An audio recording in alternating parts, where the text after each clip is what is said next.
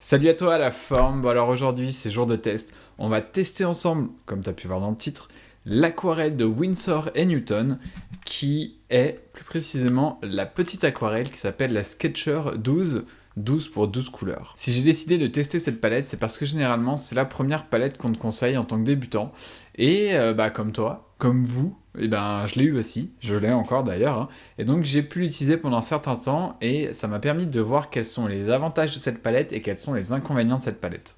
Et pour toi qui regarde cette vidéo, le but c'est que tu puisses faire ton choix de palette, de première palette peut-être, de la façon la plus éclairée. Alors après, disclaimer, je suis pas un pro de l'aquarelle, j'en ai pas testé des dizaines, j'en ai pas testé des centaines. Par contre, je l'ai suffisamment utilisée pour pouvoir te dire ce qu'elle est et ce qu'elle n'est pas surtout. Qu'est-ce que tu ne trouveras pas dans cette palette? Et peut-être que ce qu'elle est, eh bien ça te suffira amplement et tu n'auras pas besoin de plus. Il faut savoir que moi, dans mon cas, je revends mes originaux, donc il me faut quand même un matos d'une certaine qualité pour pour pouvoir les vendre, parce qu'avec du matos on fait des résultats pas top. Ce qui veut dire qu'on va voir ensemble si je te recommande cette aquarelle, si elle est suffisante à un niveau pro ou semi-pro, ou si elle ne l'est pas, et s'il faut peut-être passer à autre chose, de plus haut de gamme peut-être. Rapidement, avant de commencer, si tu découvres ma chaîne par cette vidéo, sache que c'est une chaîne sur laquelle il y a des tutos de dessin, sur laquelle il y a des tests de matos et des conseils pour la créativité. J'ai également un site web sur lequel il y a des guides qui ne sont pas trouvables sur YouTube pour t'apprendre à dessiner le Mascagna, le Manekineko, la feuille d'érable par exemple. Il y a aussi une formation sur les fleurs japonaises qui dure à peu près 2h30 et pendant laquelle tu vas apprendre à dessiner la pivoine, le chrysanthème, le lotus, l'œillet et la fleur de cerisier. Cette formation, elle est accessible à tout le monde, tu peux la retrouver directement en tapant mienou.com ou en cliquant sur le lien dans la description, ça va être le premier lien pour la formation. Et pour la recevoir, rien de plus simple, il suffira juste d'entrer ton mail et tu la recevras automatiquement par email. Sur ce, c'est parti pour le test de la palette d'aquarelle de Winsor & Newton, la Sketcher 12. J'ai décidé de faire deux tests différents pour voir comment l'aquarelle de Winsor & Newton réagit lors de l'utilisation.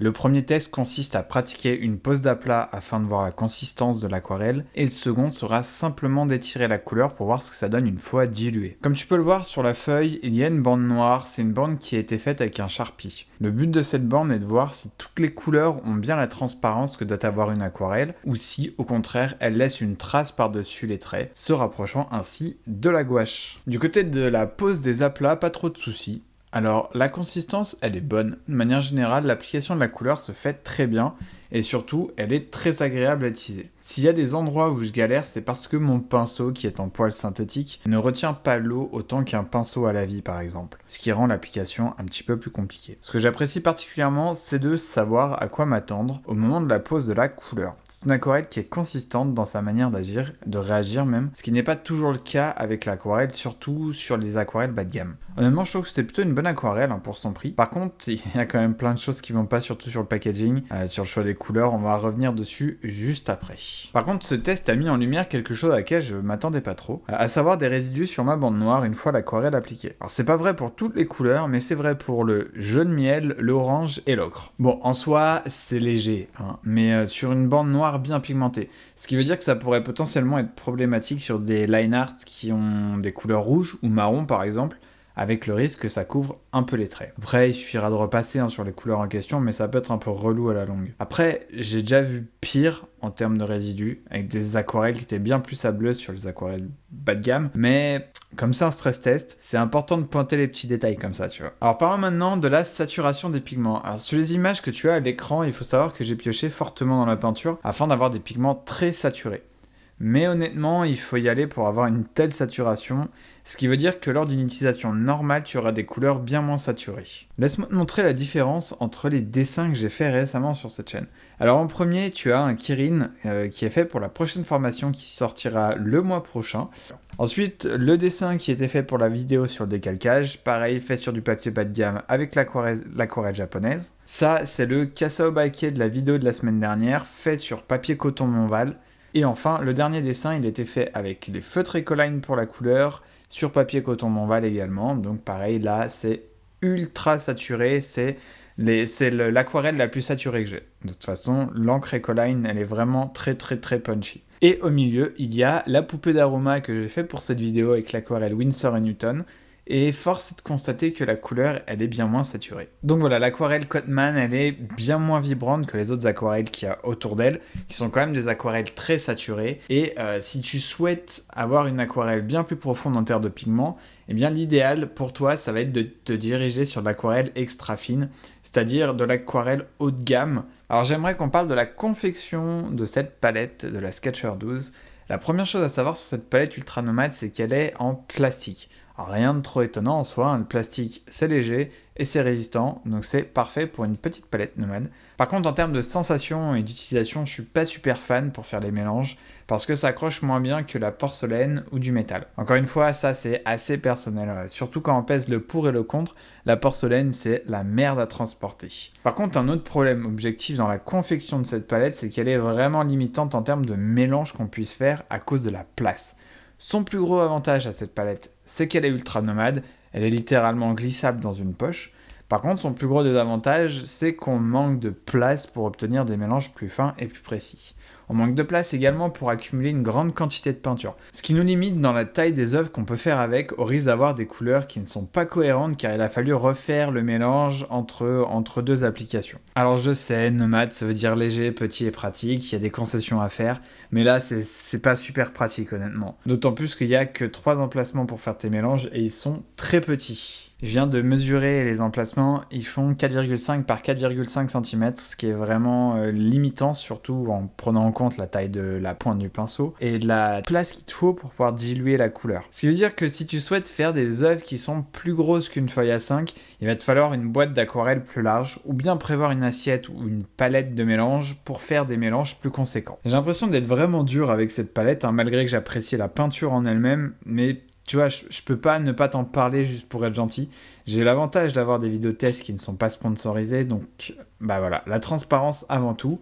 Et si je t'en parle, c'est parce que j'ai trouvé ça très frustrant l'utilisation, même dès la première utilisation, lorsque je commençais à peine l'aquarelle. Et c'est d'ailleurs pour ça que j'ai pas apprécié l'aquarelle pendant des années, à sa juste valeur, parce que la première utilisation a été tellement frustrante que bah, ça m'a pas donné envie de continuer.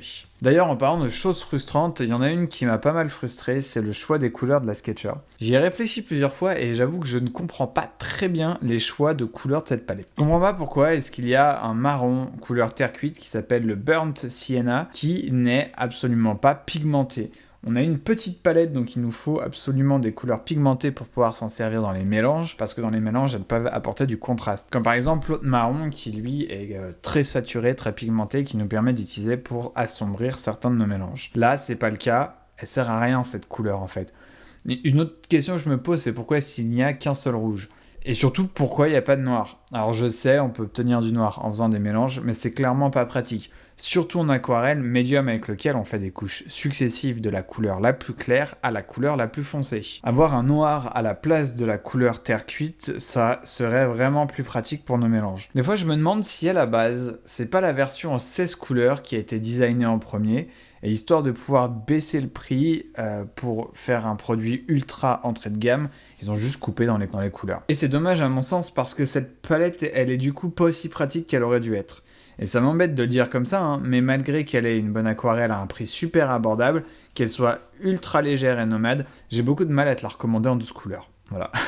La seule utilisation pour laquelle je peux la recommander sans souci, c'est si tu es un artiste qui se balade avec sa chaise de camping et qui se pose dehors pour faire des natures mortes. Sinon, je te conseille pas fortement cette aquarelle. Même pour commencer, honnêtement, je te conseille plutôt de partir sur la 16 couleurs avec un budget un peu plus élevé, mais là tu risques juste de te dégoûter, de frustrer de l'aquarelle, quoi. Donc pour conclure, pour qui est cette palette ? Eh bien cette palette, elle est vraiment faite pour les débutants. C'est d'ailleurs pour ça que tout le monde la conseille comme telle, je pense. Mais tu vois, même pour un débutant, je trouve ça quand même limitant. Si tu as un tout petit peu plus de budget, de l'ordre de 10 € de plus, je te conseille vivement la 16 couleurs. Et si tu as encore un tout petit peu plus de budget, la 24, c'est top. Tu vois, de la même gamme, hein. T'as pas besoin d'aller sur une autre gamme que sur celle-là, que la Sketcher.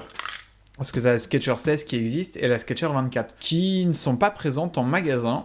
Je les ai jamais vues en magasin, je sais pas pourquoi. Elles sont disponibles sur Amazon par contre, ce qui est plutôt cool du coup. Parce qu'en fait, cette aquarelle, elle est pas si mauvaise, même au contraire, elle est plutôt bien, elle est fiable. Le résultat que tu auras avec cette aquarelle, tu sais à quoi t'attendre quand tu l'utilises. Et ça, c'est vraiment bien parce que c'est pas le cas de toutes les aquarelles. J'en ai testé une bas de gamme. et c'était très aléatoire comme résultat, donc c'est pas pratique. Après, pour la question, est-ce que tu peux l'utiliser pour faire des illustrations semi-pro ou pro, je vais me mouiller un peu, je vais dire oui. Je pense qu'on peut en faire, je pense que tu peux obtenir des résultats très satisfaisants. Par contre, je suis pas sûr qu'elles tiennent aussi bien dans le temps et à la lumière surtout que de l'aquarelle plus haut de gamme. Donc si tu en fais quelques-unes parce que tu commences et que les gens achètent, aiment bien, tu vois, ton entourage, tes amis, les potes des potes, tu vois, là ça va aller, tu fais quelques illustrations. Par contre, quand tu commences à faire des trucs un peu plus vraiment professionnels, je te conseillerais d'aller sur du un peu plus haut de gamme quand même. Donc voilà, je te mets dans la description les liens pour la Sketcher 12 si tu trouves que c'est suffisant et que ça fait le taf, que tu n'as pas besoin de plus ou que tu as vraiment un budget ultra limité et que tu peux pas aller juste un tout petit peu dessus.